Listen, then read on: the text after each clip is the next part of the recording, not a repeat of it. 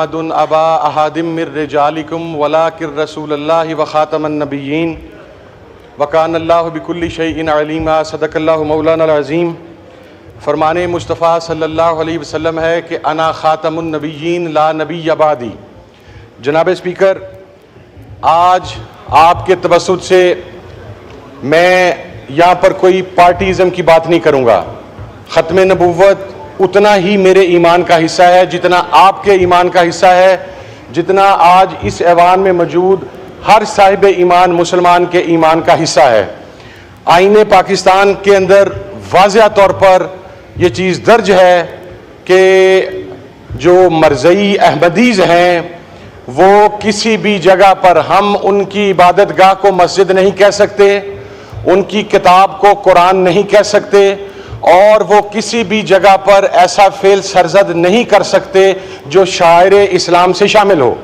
जनाब वाला, ये एक केस हुआ, उस वक़्त मेरे से पहले चेयरमैन पंजाब कुरान बोर्ड थे मौलाना गुलाम मोहम्मद शालवी, अल्लाह उनकी कब्र पर रहमत नाजिल फरमाए, कोविड की वजह से इस दुनिया से चले गए। और उसके बाद मैं एक इंसिडेंट हुआ और हमें इतला मिली कि एक जगह के ऊपर कुरान पाक तहरीफ शुदा सूरत के अंदर और तहरीफ शुदा तर्जमा के साथ प्रिंट और पब्लिश हो रहा है। According to the Punjab Quran board act, जो नॉन मुस्लिम्स हैं न वो कुरान पाक की प्रिंटिंग कर सकते हैं न वो कुरान पाक की पब्लिशिंग कर सकते हैं। जनाब आला, उस फैसला के ऊपर वो मटेरियल भी वहां से जब्त किया गया। उसके बाद प्रॉपर FIR 295C की लॉन्च हुई। सेशन कोर्ट में ये मुबारक सानी का केस गया, वहां से उसकी जमानत जो है वो रद्द हुई।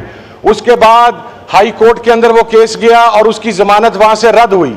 उसके बाद हमारी सुप्रीम कोर्ट के अंदर वो केस आया, पहले उसकी जमानत अलाउ की गई और रिव्यू पिटीशन के अंदर ये वहां पर बात की गई जो कि पाकिस्तान के आइन को रीराइट करने के मुतरादिफ है, जो हमारे करोड़ों मुसलमानों के जज्बात से खेलने के मुतरादिफ है। हमारी सीटें, हमारी इज्जतें, हमारी जान माल, हमारी सियासी वाबस्तगियां, ये सब जूते की नोक पर हैं जहां पर नबी पाक सल्लल्लाहु अलैहि वसल्लम की हुर्मत की बात आती है। जनाबे वाला, वहां पर यह बात की गई कि वो अपनी बिल्डिंग के अंदर, अपनी चार दीवारी के अंदर अपनी मर्जी से कोई भी चीज वो वहां पर पेश कर सकते हैं और उसकी बात कर सकते हैं। मैं सवाल पूछता हूं अपनी सुप्रीम कोर्ट ऑफ पाकिस्तान के जजी से कि जनाबे वाला मुझे यह बताएं कि हम सब बाशऊर मुसलमान हैं और हमारे यहां किसी को काफिर करार देना, किसी के ऊपर फतवे लगाना और किसी की तौहीन करने की इजाजत नहीं है। हम क्या एक फिरका अगर पाकिस्तान में पैदा हो और वो यहां पर बैठकर हजरत ईसा अलैहिस्सलाम की शान में गुस्ताखी करे और हम उसे ये कह दें कि वो अपनी चार दीवारी के अंदर बैठ के ये बात कर रहा है, तो इसकी इजाजत दी जा सकती है? 295C सिर्फ नबी पाक सल्लल्लाहु अलैहि वसल्लम की हुर्मत की जामिन नहीं है। 295C सिर्फ नबी पाक सल्लल्लाहु अलैहि वसल्लम की हुर्मत की जामिन नहीं है या उसको तहफ़्फ़ुज़ नहीं देती, बल्कि 295C 1,24,000 कमोवेश अंबिया और मुरसलीन में से हर एक की उसी तरह हुर्मत की हिफाजत करती है जिस तरह नबी पाक सल्लल्लाहु अलैहि वसल्लम की हुर्मत की हिफाजत की जाती है। और एक और बात अर्ज कर दूं कि यह नबी की हुर्मत की जो बात है, हम नबी की हुर्मत के मुहाफिज हो ही नहीं सकते। हमारी औकात इतनी नहीं है, हमारी जुर्रत इतनी नहीं है, इसलिए कि अल्लाह रब्बुल इज्जत ने अपने नबी की हिफाजत, उसकी हुर्मत की हिफाजत की जिम्मेदारी खुद अपने जिम्मे ली है। हम तो अपनी आखिरत बचाने के लिए और अपनी कब्र के लिए नबी की हुर्मत की बात करते हैं। इस सिलसिले में मेरी रिक्वेस्ट है कि ये जो आइन को रीराइट किया गया है, कुरान और सुन्नत के अहकामात के खिलाफ फैसला दिया गया है, शायर इस्लाम का मजाक उड़ाया गया है, कुरान पाक में तहरीफ की इजाजत दी गई है। यह पाकिस्तान में नहीं हो सकता कि कोई हमारे लाख सियासी इख्तलाफात होंगे, लेकिन यह नहीं हो सकता कि कोई आदमी अपनी मर्जी से 2 बंदे बैठे, 3 बंदे बैठे और वो कुरान पाक में तहरीफ की इजाजत दे दें कि आप एक इमारत की चार दीवारी के अंदर बैठेंगे और फिर वहां पर आप जो मर्जी तहरीफ कुरान के अंदर कर लें। मैं ये अल्लाहु अकबर, नाराए रिसालत, मैं ये मुतालबा करता हूं कि ये ऐवान भी अपनी जिम्मेदारी पूरी करे इस हवाला से, और आप इस हवाला से एक कमेटी बनाएं सुप्रीम कोर्ट से बात की जाए कि आपने आईने पाकिस्तान को रीराइट किया है, आपने आइन की रूह से खेला है, और जिन जजेस ने यह काम किया है उन्हें इंसाफ के कटघरे के अंदर लेकर आना चाहिए।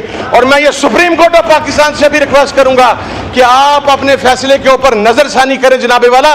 यह कोई सियासी इशू नहीं है, यह हम सब के ईमान का मामला है। और मुझे यकीन है स्पीकर साहब कि आप इसके ऊपर कोई ऐसी रूलिंग देंगे जिसके साथ जो करोड़ों मुसलमान हैं पाकिस्तान में और अरबों मुसलमान पूरी दुनिया में, उनके जज्बात जो मजरूह हुए हैं, उसके ऊपर इंशाअल्लाह कोई ऐसा रूलिंग आएगी कि आपकी कब्र भी, आपकी आखिरत भी, आप फख्र भी महसूस करेंगे, और इंशाअल्लाह आपका यह फैसला सदियों तारीख में याद किया जाएगा। आपकी ये रूलिंग, बहुत शुक्रिया जी, थैंक यू जी। साहिबजादा साहब, इस इशू के ऊपर तो दो राय है ही कोई नहीं कि हुजूर सल्लल्लाहु अलैहि वसल्लम की इज़्ज़त, उनकी तौक़ीर, और ये हम सब अपने दिलो जान से ये चीज़ चाहते हैं। तो मैं लॉ मिनिस्टर साहब से कहूँगा कि जी वो इसके ऊपर ज़रा बात कीजिए, और जो जज्बात हैं हमारे यहाँ मेंबरान के, ये भी, ये दोनों साइड के मेंबरान के, ये भी पहुँचाए जाएँ। जी माइक खोलें। का दिया, और साहबजादा साहब ने जो बात की, मेरे ख्याल में उस पर कुछ दूसरी राय नहीं है कि हर मुसलमान के ईमान का ये हिस्सा है कि हम अल्लाह ताला की वादनीयत पे और अपने प्यारे आका हज़रत मोहम्मद मुस्तफ़ा सल्लल्लाहु अलैहि वसल्लम की नबूवत और ख़त्म नबूवत के ऊपर हमारा ईमान कामिल है। और इसके लिए आका की हुर्मत के लिए और अपने दीन की हिफाजत के लिए हम में से हर शख्स के रगों में दौड़ने वाले लहू से हमें ये हरारत मिलती है कि हमारी तरफ से कोई ऐसी बात ना हो जिससे गुस्ताखों की हौसला अफजाई हो और उन्हें हौसला मिले कि सरज़मीन पाकिस्तान जो कि कलमे के नाम पे बना है उसमें वो इस तरह के काम कर सकें। लेकिन मेरे ख़्याल में जब बात आइन और कानून के दायरे में आती है तो हम सबको एक बाशऊर और एक संजीदा शहरी होने की हैसियत से ये भी फ़र्ज़ है कि उसको पहले देखा जाए, पढ़ा जाए, डिस्कस किया जाए और उसके बाद इसके ऊपर राय दी जाए। मेरे भाई हैं,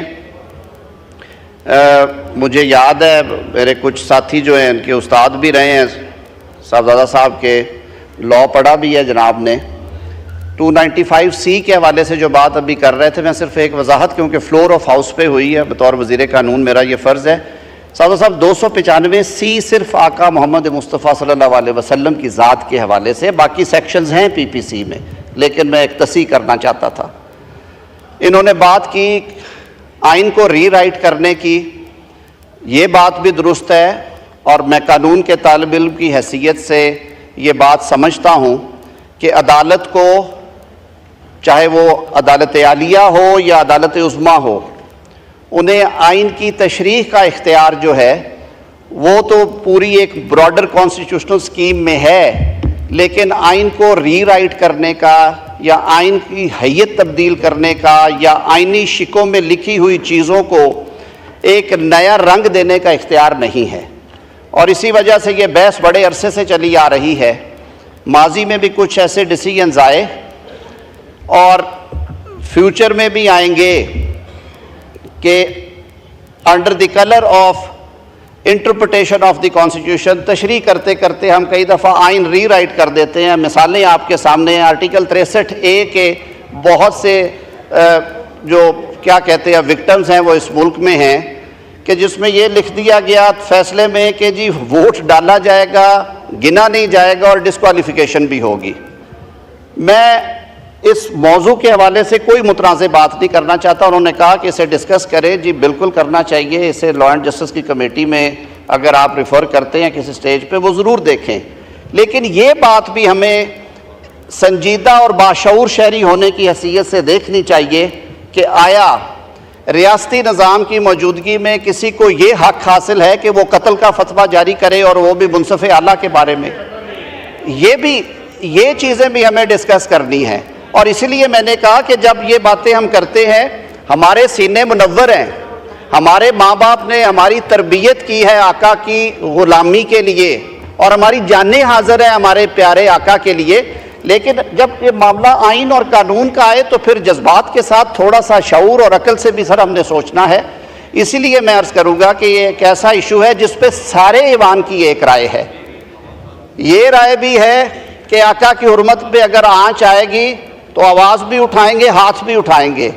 लेकिन ये राय भी है कि अकल और होश के साथ पहले चीज़ को पढ़ा जाएगा, देखा जाएगा, फिर ये रियासत की जिम्मेदारी है कि उस पर वो अमल दरामद करे, क्या करना चाहती है, उसमें रिव्यू जाएगा, उसमें नजर सानी जानी है, उसमें रेजोल्यूशन जानी है, साउथ से क्या जाना है, ये मुशावरत के बाद तय करें। लेकिन रियासत पाकिस्तान में किसी शख्स को ये हक नहीं दिया जा सकता कि वो घर बैठ के या मजमे में खड़ा होकर कत्ल के फतवे जारी करे।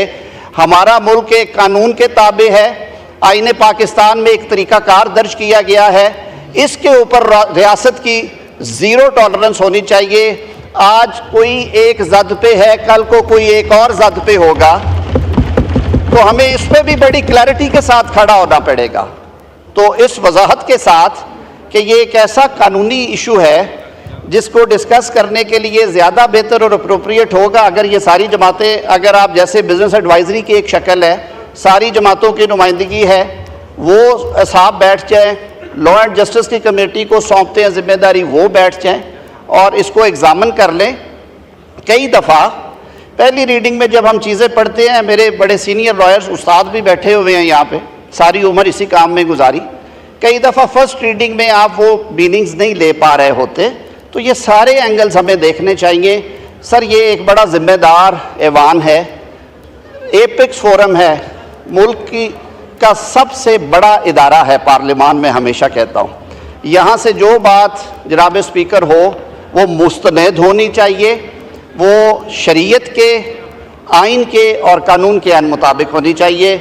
हम सब के जज्बात एक जैसे हैं, लेकिन जो मेरी अर्ज़ ये होगी सब दोस्तों को कि इसे एक दफ़ा एग्ज़ामिन कर लिया जाए, उसके बाद इस पर एक रेजोल्यूशन पास की जाए। वो अब 4 दिन बाद हो सकती है, 2 दिन बाद हो सकती है, जो ये हाउस डिसाइड करे। बहुत शुक्रिया। हनीफ अब्बासी साहब।